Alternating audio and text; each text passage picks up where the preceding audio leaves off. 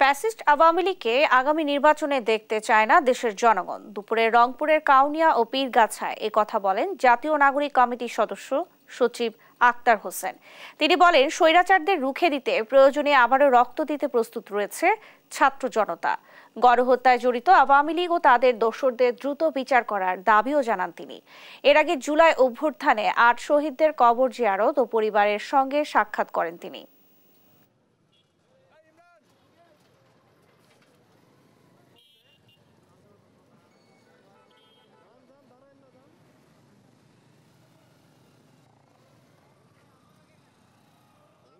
বাংলাদেশের মানুষের উপরে গণহত্যা চালিয়ে মানবতা বিরোধী অপরাধ করে যে ভয়ঙ্করতম পাপ আওয়ামী লীগ দল হিসেবে করেছে, সেই পাপ থেকে মুক্তির এখন পর্যন্ত কোনো উপায় তারা অবলম্বন করে নাই।